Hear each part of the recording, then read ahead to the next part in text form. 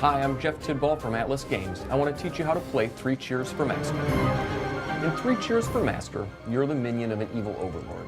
Now the good news is that your Evil Overlord has conquered the entire world. But the bad news is that now Master is kind of depressed. The thing is that he didn't really have an emotional endgame for what happens after he's accomplished his life's ambition. And the worst news is that you're afraid Master is likely to kill you when he comes back. So the thing is, you have a plan. You are going to coach all of Master's war-hungry minions to stack up into cheerleading towers so that when Master comes back, they'll wave their pom-poms in penance, and Master's heart will be uplifted, and he will kill someone else. It's not a great plan, but it's the plan you've got, so let's do it. When you play 3 Cheers for Master, every player builds their own tower out of these minion cards, and this is what a tower might look like in the middle of the game. Now from time to time, these big hairy fight cards are going to come to the top of the deck, and when that happens, all the minions in the tower attack each other. First the 3 arrow minions, and then the 2 arrow minions, and then finally all of the single arrow minions. So if this tower attacks, here's what happens. First of all, Shydra, this 3 arrow minion, attacks Walter here. Now Walter's got a shield here, that's going to block Shydra's attack. No worries though, because Unicorn's got 2. Unicorn's going to kill Walter, so Walter is going to die. Then the 1 arrow minions all attack at the same time. Low kill Hubert, that's not going to work because Hubert's got a shield. Josser's going to kill Unicorn, that's totally going to work.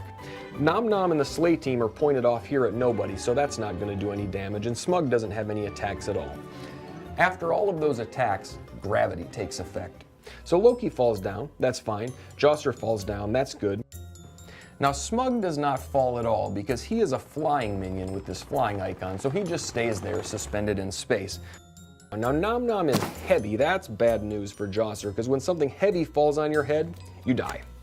When the Slay team falls, they have this weak icon, so anytime a weak minion falls down, it dies. And your once huge tower is now reduced to this state. Now the thing about everybody having a minion tower is that you can play minions onto other people's towers. So here's what's going to happen on some later turn is your opponent is going to realize that you've got a flying minion who's suspended with nothing to hold him up. And anytime a flying minion has a heavy minion above him, that flying minion crashes. Now what we learned about weak minions is when they fall, they die. So Smug's going to die in that case, and then Butcher's going to fall down. And what we learned about heavy minions is that they crush the minions that they land on. So Loki dies in that case, and that shows how interactions go between different towers.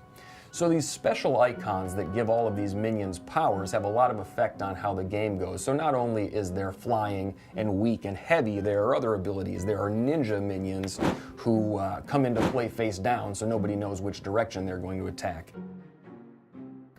Kamikaze minions die after they attack. Claustrophobic minions die if they're ever surrounded, and hungry minions whose arrows point at weak minions kill them right away without waiting for a big hairy fight. There's a bunch of these. Check the reference card as soon as you get them in your hand so that you know what your minions can do. The good news in all this minion stacking is that you're around to keep the minions in line. So this is you. You're a Foreminion, and you're going to climb around the tower as it builds up. And any minion that you are sitting on is not going to be able to attack, and it's not going to be attacked. So you can keep these minions in line.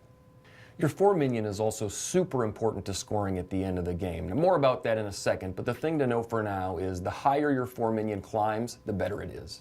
So there are a couple kinds of cards in the deck other than minion cards. Let's talk about those quick.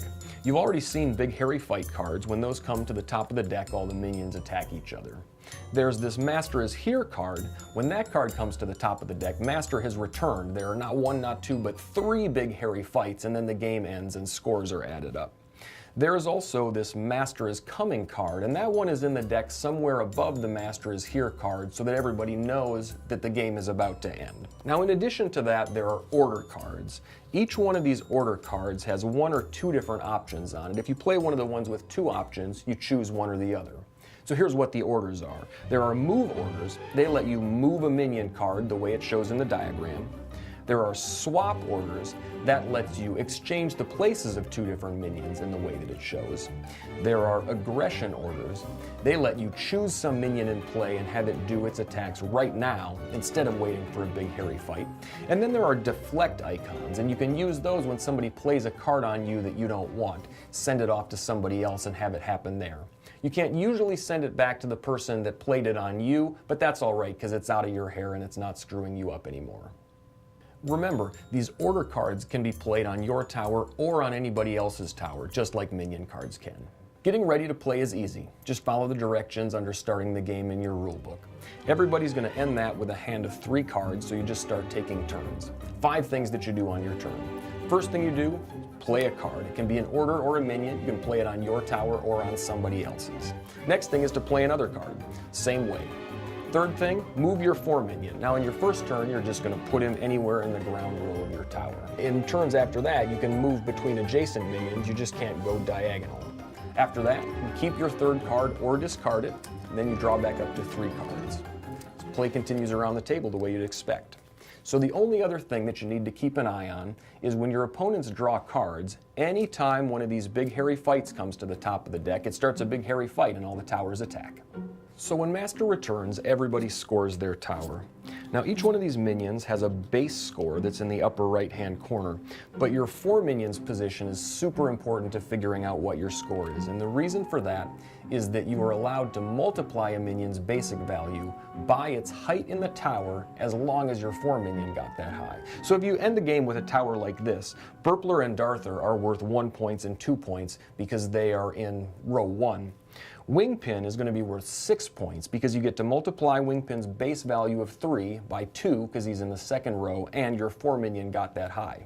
But Poe is only going to be worth 1 point because although he is in the third row, you didn't climb that high, so you don't get the multiplier in that case. The other important thing to know is that in order to get a multiplier, your minion has to be contiguous to your Foreminion.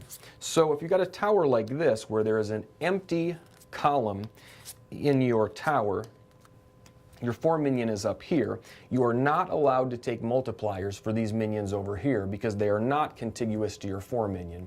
So if you look at a tower like this, Creeper and Mull are worth 2 and 3, they're in the first row. Shakespeare is worth 1, no multiplier for him.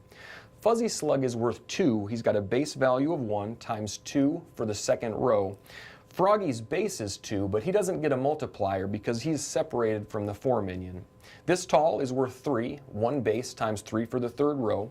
Captain Contusion is worth 12 because he's got a base of 3, he is in the fourth row, and you did manage to climb that high. So this whole tower is worth 25 points. That's it. Visit us at the web address on your screen, grab some downloads, get in touch with us if you need to. Hey, thanks so much for watching. From everybody here at Atlas Games, we really hope you enjoy 3 Cheers for Master.